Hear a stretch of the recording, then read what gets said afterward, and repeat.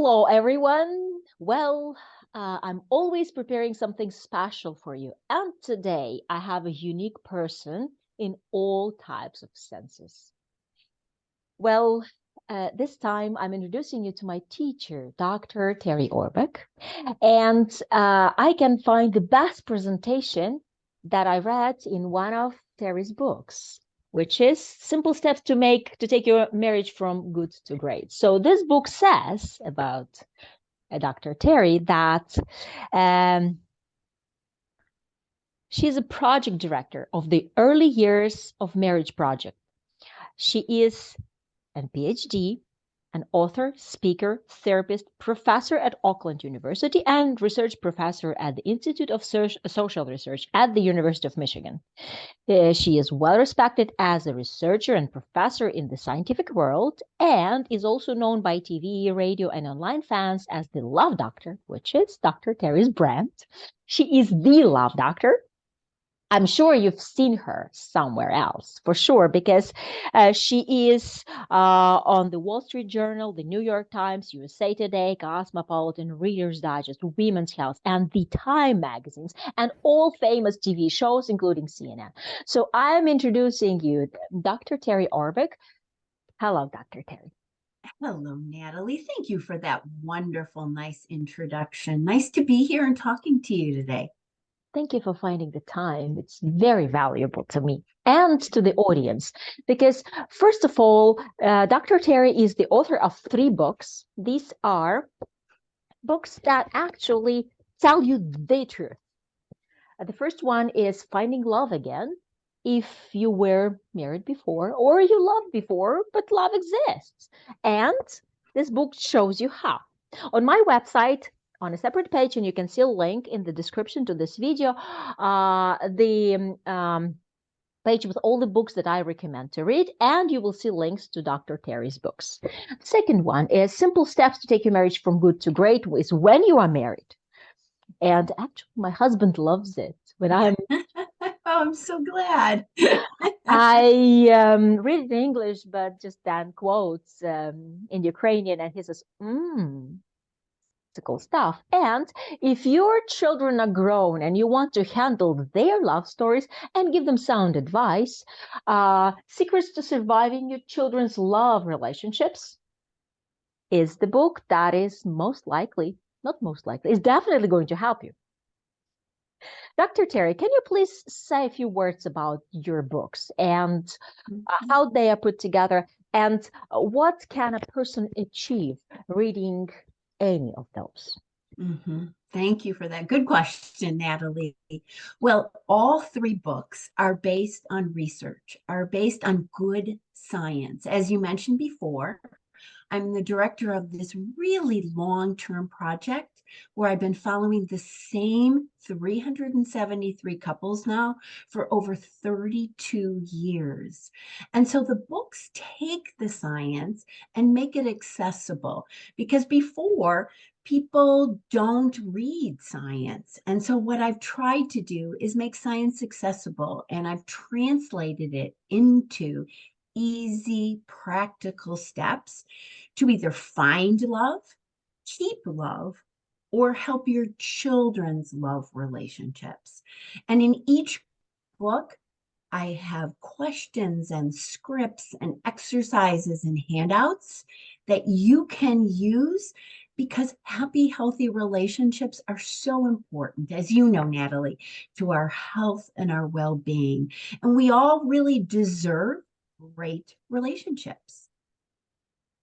Thank you, Dr. Terri. I am sure my audience will love reading your books, especially those happily married families. And by the way, we have 2 marriages in April 2023. So that's great. Congratulations. That's wonderful. They have been recommended the Simple Steps to Great Marriage already. So yes. So as a professional and as a scientist, I want you to answer this question that everybody wants to know. What percentage of people have a chance to find new relationships after divorce, separation, according to your research? Because this is exactly what you do. This is exactly what I do. So first, I've been following these couples, as I said, for over 32 years, and 46% divorced over time. And that looks like at least the national average in the United States is very similar. Then, of those people who divorced or lost a spouse due to death, 71% found a happy, healthy relationship again. And that's a lot, 71%. I think that is a wonderful statistic that really means that it is possible and that every single person watching this video can find love or a happy, healthy relationship again. So these 71%, what were they like? Because there were like 29% that probably were unhappy or what? Why the 71% succeeded? Well, that was really what the book Finding Love Again was all about.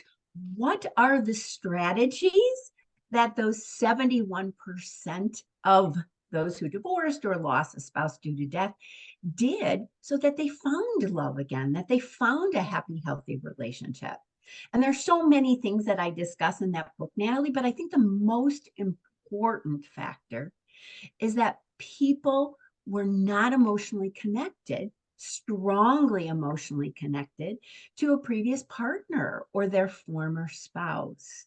So they let go of that strong emotion, whether it be positive, longing for that person, pining away, obsessing, wanting that person back, or strongly negative. People weren't upset, frustrated, angry with a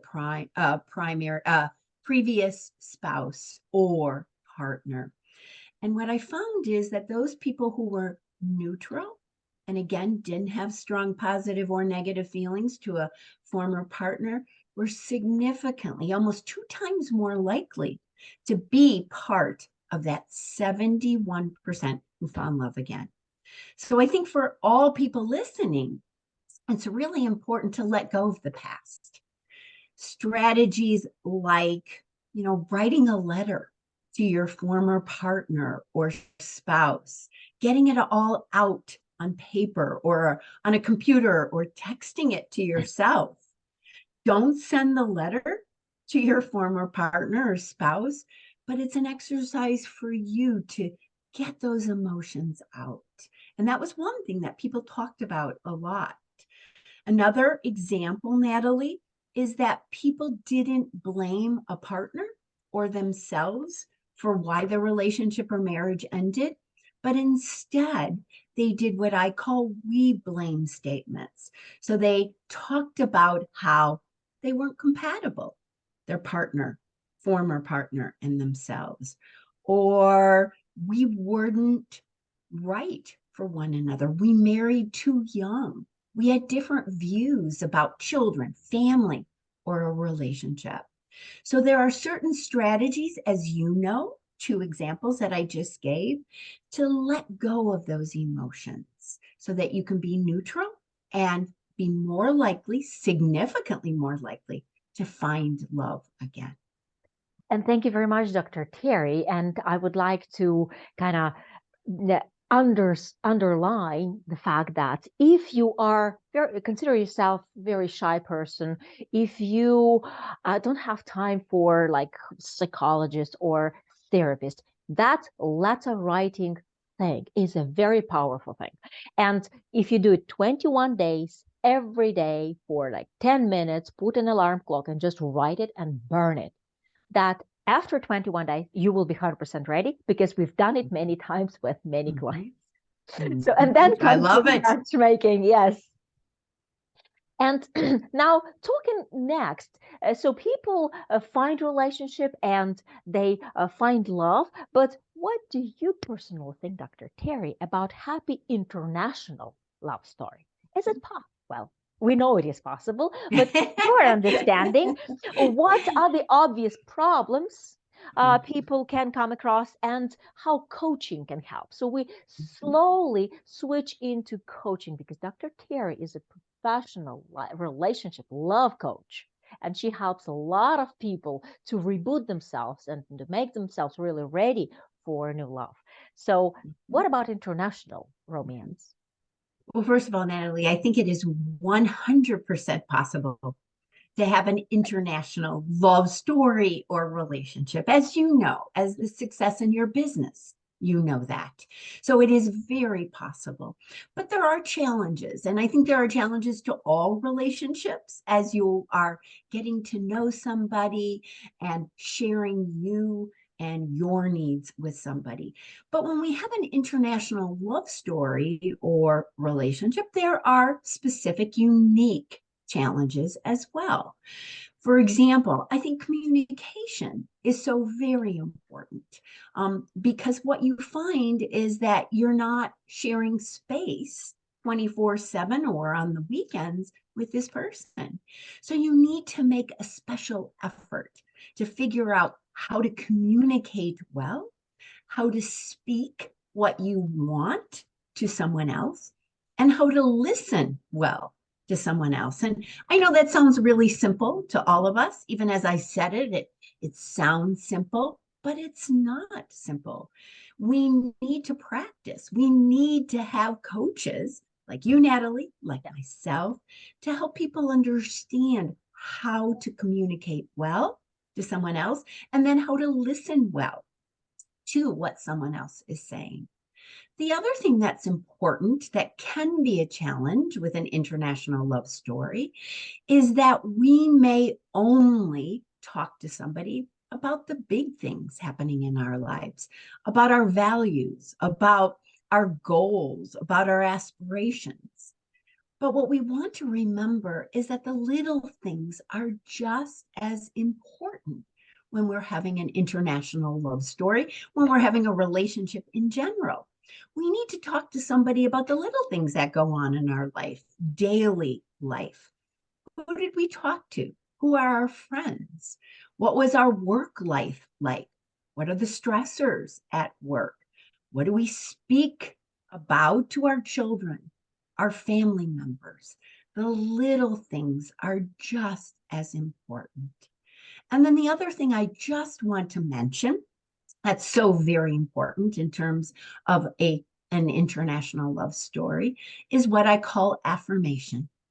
And affirmation is the degree to which we make that other person feel special, noticed, cared for, that we don't take them for granted. And it's all about those little things that we can do or show this other person who lives not in the same city or country as us, that they're special. So we might text them in the morning, hello, how are you? I'm thinking about you. We might do something special for them, like send them a little gift. And it doesn't have to be a big thing, but a small thing. So, affirmation, whether it's through words or actions in an international love story, is so very important. Yes, and thank you. Thank you for specifically talking about affirmations because we call this compliments, and Yes. but affirmation is a wider meaning. Mhm. And when a man is sending just a nice bouquet of flowers, that speaks 1,000 words. And I'm grateful to you for saying that because people now attach more importance to virtual picture of a flowers. So take a virtual picture of a wife and live with it, right? Let's say. Exactly. And now, as a coach, I'm trying to switch you to the coaching Mhm. subjects and aspects of your mission in life, let's say. Now, what type of people come for coaching? Because, yeah, we were talking that coaching helps, coaching works, and we know that coaching is about putting your future plans and strengthening yourself for creating the future. And therapy is dealing with your past. If Yes. everyone wonders, here's a refreshing of the memory thing. And so, what type of people are coming to you as a coach or like to coaches in general, and what kind of problems they bring? and how coaching helps them change their love life? Good question. I love your questions, Natalie. Well, first of all, it is my opinion that every single person who's looking for love can benefit from coaching, because coaching, as you said, is all about empowering you to find the right partner. Anyone can have a relationship. We all can have relationships, but you want to have the right relationship for you so that it can be a long-lasting, happy, healthy relationship. So coaching teaches you how to know you, how to understand you, how to build strategies so that you can pick the best person for you. So first of all, I should say that everybody can benefit from that. And I take any client who wishes to learn more about themselves and learn strategies and empower themselves to pick the best person for them. But who are some people that I see in coaching in general? First, these people are very successful, very attractive, very smart, and very intelligent, Because they're because looking those are the for people, smart because wife. they're looking for love, right? And Yeah. they know love is so important. They know relationships are so important, and they want the strategies. They want to learn the strategies to find love. For example, if we have something wrong with our car, or the plumbing doesn't work in our home, smart, intelligent, successful people know that you have to reach out to others to help you uh, work on your car or to help you with your home. And it's those same people, smart, intelligent, successful people, who know that if I want to find love and I want to find the right person for me, I'm going to reach out and get help. So the people that I deal with, the people in coaching, are smart, successful, and attractive. Now, there's also a group of clients for coaching that have been in relationships for a long period of time, and that relationship is no longer viable.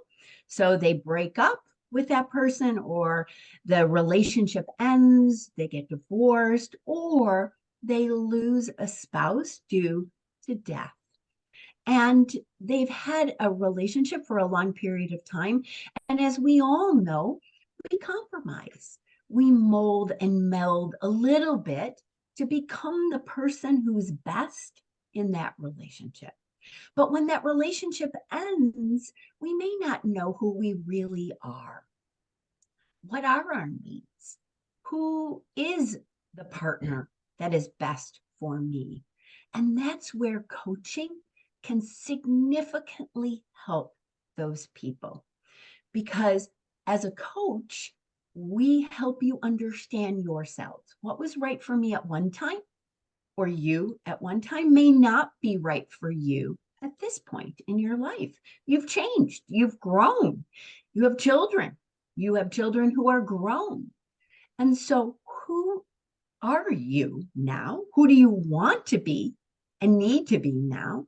And who is the best person to complement you at this point in time?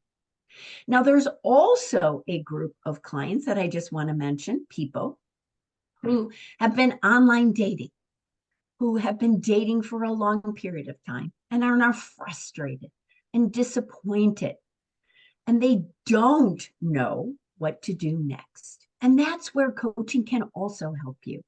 What are some good strategies to date well, to have good first dates, to present yourself in the best way possible so that other person, partner, can see you for who you really are? As you mentioned, Natalie, some people are shy, some people are reserved. So, how can we as coaches help you to bring out the best you, to be more confident, self secure? And it's okay that you're shy. It's okay that you're reserved. But then when you go out on a first date, how can you talk about yourself in the best way possible? Wow. Thank you very much, Dr. Terry. And I understand, first of all, that it's a privilege in the inner world of a person to think that, yeah, the most effective way is going through a coaching Mhm. and then finding love. So it's not for, let's say, losers who can't see further than their nose. It's for confident people who want to have the most effective ways of doing things. And the same people that are coming for matchmaking. Yeah, they want a shortcut instead of dating like packs of wrong, unsuitable people. Right, right. Right. And so let's talk about the top things a person can change about themselves with a coach. Mhm, What are they? mhm. Well, I think we mentioned the first top issue thing that you can do in coaching, and that is let go of the past. And many people, as you know, Natalie, think that they're not still connected to a previous partner or former spouse. But we all have a little bit of emotional baggage, and it just can't be too heavy. And I like to think about it as we all go on an airplane and we take a bag onto the airplane, right? Some people take a small bag and some people take a large bag. And if you take a large bag, that means that the gate attendant before you get on the airplane says, "Excuse me, you have to stop and unpack those bags or leave me with one of those bags so you can get on the airplane." And so, as a coach, or as coaches, we both are coaches, we help people, number one, make the baggage less heavy so that they can see themselves, so they can see potential partners, and that they can move forward with a happy, healthy perspective. And that's so important. Second, I think we as coaches help people identify their needs. What do I really need in a partner? And we think we know, right? But we tend to say, I want this, I want that. And I always tell my clients, I want all that as well, too, but you can't have everything. We all want everything, but what do you really need to be happy? And that's what we do as coaches. We help clients discover, not tell them, but discover what their needs are and what the most important needs are. Third, and I think I'm going to talk about four things that we do as coaches. Third, third, we identify what are my core values? What are the values that are really important to me as an individual, that I live my life as, or that I look at my life and say, these are so important. And that's something that I think as coaches, we help people identify, because as you know, Natalie, similarity in those key life values are what keeps relationships together happy over time. And fourth, I think as coaches, we help people identify their self-sabotaging beliefs and let go of those And self-sabotaging beliefs behaviors, right? and behaviors. Absolutely. Beliefs and behaviors. We all have them, but we need to identify them so that we can achieve our goals. Self-sabotaging beliefs and behaviors prevent us from achieving our goals. And as coaches, we help you identify them and help you let go or reduce those beliefs and behaviors that are Just name a preventing you. few. Just name a few beliefs, just so people can Mm. know. Because yeah, what is like it's a scientific term. So let's be Mhm. specific, please. And we all have them. For example, I'm not worthy of a good relationship. I'm not thin enough, smart enough, tall enough, funny enough I'm only for that. attracted to tall brunettes, right? Or Yes, a girl has exactly. to be absolutely strikingly gorgeous, and then I'm interested, right? So that Those are all self-sabotaging beliefs or behaviors that can prevent you from having a happy, healthy relationship. Another one that I often hear too, Natalie, is I can't take rejection. mm, So that once I start a relationship, I'm going to end it before somebody leaves me because I can't take rejection and the pain of rejection. So if you believe that, you're going to start relationships and you're going to self-sabotage behaviors or beliefs so that relationship ends because you're afraid of the pain of somebody leaving you. You're going to do it and self-sabotage that relationship before someone else ends it or says goodbye to you. So as coaches, we help you identify those beliefs or behaviors and help you recognize that those beliefs and behaviors are built on false assumptions. And we rebuild those beliefs or change those behaviors so that you can achieve a happy, healthy relationship. And let's say, how long does it usually take working with a coach? Like, what is the minimum sessions that a person can achieve? Like, say, getting rid of self-sabotaging behaviors or beliefs. Well, I think each person is different. Each person is unique, special. True. I always say that. On average, I think it takes 10, 15 sessions, but some people take 5 and some people take 50 sessions.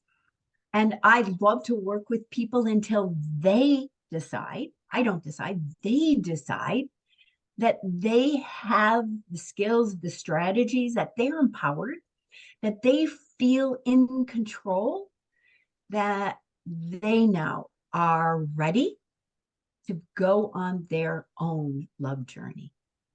But everyone is unique, everyone is special. But I would say the least amount of sessions is 5 sessions. Yeah, makes sense. You know, I have my own experience working with coaches because we always put goals that are, high but achievable. And you now start wondering, how do I get there? This is a high mountain.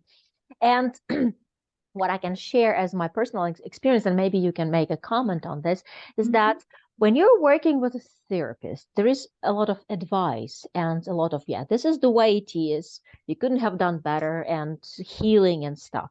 But when you're working with a coach, you tell yourself what you're going to do. And this is so much powerful when you are sitting and there is a question and boom, it's like, what are you going to do? It's like, And then bingo, that's what I'm going to do. And you go and do it. So that's the power of coaching because you have the inner strength for change, and willingness because you know what you're going to get. So what can you comment on this? I agree with you 100%, Natalie. As you know, coaches are not advice giving individuals. They help you on your journey, help you discover, like you said, your goals, your needs, your aspirations, your partner qualities that are important. We lead you on a journey and we empower you as coaches. So I agree with you 100%. I know that when clients come to you, when clients come to me, they're looking for answers. They're looking for advice. But what we do is help you discover the answers. We don't tell you what to do. We share science. We share exercises to help you on your journey so that you can discover what's best for you. And I think, as you said, that's powerful. That is empowering. And that's what we're here to do. We want to make you feel powerful, in control, and happy with yourselves. And true. When you have a dream or a big desire to start a new relationship, you start looking for ways. First way, you find a good matchmaker, right? You talk to a good matchmaker, and then you suddenly discover that coaching is a great thing that helps. So you start talking to your matchmaker. You incorporate coaching because it helps you get where you want faster and makes your process much more effective. And it is like the starting point is your willingness. You're telling yourself, I'm willing to change. That's a famous phrase of Louis Hay or other prominent people say, like it all begins from your inner desire to do something, change your life, to do something new. And then you put people together and things, and that's why we make this video for you, because we want to empower you with ideas, with thoughts, with intellect, with science, with the books that Dr. Terri, the Love Doctor, has written and will most likely write more. So keep connection with us. And um, let me say this. One thing is reading a book, because so first, if you are reluctant to take any sort of coaching, read a book that works. 10% of this will stay. The brightest thing will stay. And then as we start talking and discussing your matches, we will address some of those things, not all of them. Then there will be a moment to say, hey, let's talk more about this. We will discuss something. And like, for example, recently I had an aha moment from a client who said, well, it's all good. She's a very nice lady. She's beautiful. We have the same values. We have the same goals. But I'm missing this butterflies in my stomach. And I'm telling him that, and I really want your comment, because this is a very common thing. And I say, like, but yes, you are 52 years old. You're different than when you were 22. Butterflies have changed. Very good. I love that. Butterflies have changed, and they do, right?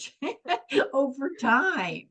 And I totally agree with what you said, Natalie, that I think we expect our relationships to be exciting and passionate and arousal producing at all times.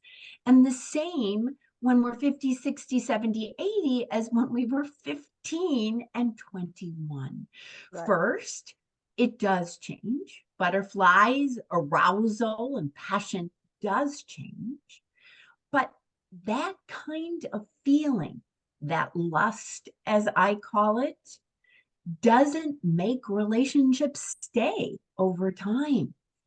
It really is the other kind of love. And it's called companionate love. It's the love of friendship and support and intimacy and bonding and sharing our dreams and goals with somebody. That's what keeps relationships together long-term and happy. Now, I know a lot of you are saying, but I like that, passion. I like that excitement. We all do, myself included. And long-term romantic relationships do take passion and excitement. It is an important ingredient, but it's not the only ingredient. And I would argue it's not the most important predictor of happy, healthy relationships. So again, it is important. I recognize it. I love it. Natalie loves it, right? We all love it. We all want it. But it's not what you should say if it's not like it was when I was younger, or if it isn't continuing after a few months, that there's something wrong with the relationship. And I know I share in all my books ways, strategies that you can reignite or ignite to begin with, but reignite that excitement and passion in your relationship.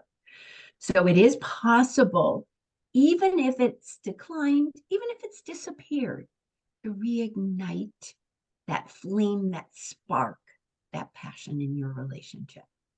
But you need to make a conscious effort with your time, with your energy, making it work. Can you just give, like, for the end of this conversation, can you just give like few ideas for those who are already in relationships, listening to our podcast or video, watching the video? What can reignite the passion, and what can really like bring a lot of sparkles? But definitely, guys, this book will tell you all of it. Don't just rely on this video. Read the book. I'd be happy to. Right, Absolutely, Natalie. Well, right. first, it's small, little things. It's not huge, big actions. For example, one of the things that builds passion, leads to passion and excitement and spark, is doing something new and novel with your partner. So anything new that you haven't done with each other previously can reignite some passion. So a new restaurant, a new vacation spot. You can decide that you want to start a new language course, a new exercise routine with your partner. Anything new and novel will reignite that passion. Also, my favorite set of strategies, and I talk about this in my book, Five Simple Steps to Take Your Marriage from Good to Great, is to do what I call arousal producing activities with your partner. And I know everybody's laughing and they think it's sexual, but it's actually not. Not If all, you do, not not all. only, exactly, thank you, Natalie, not only, but in terms of this strategy, it's really about doing an arousal or adrenaline producing activity with your partner. So you can exercise with your partner, you can go on a roller coaster amusement park ride. You can go to a scary movie, a comedy club where you get that big laughter. Anything that produces an adrenaline, as long as you do it with your partner, that adrenaline that's produced through the other activity can get transferred to your partner or your relationship. So let's say, and my husband and I have 30 years, do this all the time. We exercise together. So we have exercise equipment and we do it together. And as long as you do it again with your partner, that adrenaline that, if you're on a treadmill or if you're hiking or if you are biking together, can get transferred to your partner and your relationship. And then you see that relationship and your partner as exciting and passionate again. So those are a few examples, a few strategies that are easy and I think simple, but are science-based that can ignite or reignite the passion in your long-term relationship. The point is doing them, actually. Yes. But because people are becoming lazy, they got into their apps, they just watch videos, right? Or they watch TV. They don't even like push themselves to go for a walk. And a simple thing like holding hand by hand. I remember COVID, and I still have this bright memory of walking with my husband around the district, I hand in do too. I do hand. too. Right. And it was arousal activity because that was the only thing you could do. Now we do dancing, and it's a Mm. great thing. So I can 100% agree with all of these action. Japanese people have created parks where you go through like some sort of hardships together and saves marriages, as they say. So Absolutely. And what you're saying is that you and I have these experiences where it's worked, but when you look at research and you follow couples over time, these are also the strategies that couples in the study, many couples say, are the things that can reignite the passion and excitement and love in my relationship. And I should say too, Natalie, that it's easy to get into those ruts. It's easy to get into a routine. And that is what we find leads to boredom and unhappiness. So, be proactive, do the things that we're talking about. So it doesn't lead to boredom and it doesn't lead to unhappiness. And thank you very much for saying that, because I support people who have a dream and are actively doing things towards achieving that dream. And Mhm. then things happen. It takes two. A dream It takes and two. action. Yeah. And then come coaches, matchmakers, and other support people that are helping you hold it together. But main thing is dream, and we will be helping you around step by Thank- step as we go. And I guess I would just add one other thing, Natalie, to that, and that is that everyone is experiencing these kinds of things: lack of passion, lack of excitement, boredom, right? Putting your relationship on the back burner, not knowing what to do, hesitation about reaching out for coaching or matchmaking. You are not alone. Every single person that I talk to has these common experiences and is going through this common journey. So remember, you are not alone. Yes. And that, thank you for saying this, because we think, oh, I'm so unique. Nobody is worrying. They are so happy. We follow them on Instagram and we see beautiful Mhm, pictures all the time. No, they make it. I mean, they fake mhm. it, or they show just that part of their lives. They don't Exactly. show hard work, hard workouts. They don't show conflicts. They don't show how they make peace. They just show beautiful picture in the restaurant or her in a sexy dress, Absolutely true. right? So we all need to recognize that we are not unique. We aren't the only people, relationship that's going up and down, that's having conflict, that is struggling to add passion to our relationship. But there are ways, and there are people, and there are coaches, and there are books to help you. And here we are. And thank you for watching our video. And thank you very much, Dr. Terri, for finding the time and talking to my audience. Thank you for sharing your books with me. They are available on Amazon. These books are available in the by following the links on my website, which will get you directly to Dr. Terri's website, and simple steps to take your marriage from good to great, secrets to surviving your children's love relationships, and finding love again. And this is actually what we are doing now. And uh, it is absolutely possible to do what you came for. And here was an example how. So the next step is coming to my matchmaking interview, or you can also invite or order Dr. Terri coaching session coming to me, and I will connect you to Dr. Terri, who kindly agreed to be available for anyone who will wish to be connected to the top coach of the world. Let's put it this way. Thank you. So and so thank you for sharing the knowledge, and I'm sure that this video will help people understand the most effective ways in their lives, not just going with the flow, but do active things to better their relationships and love life.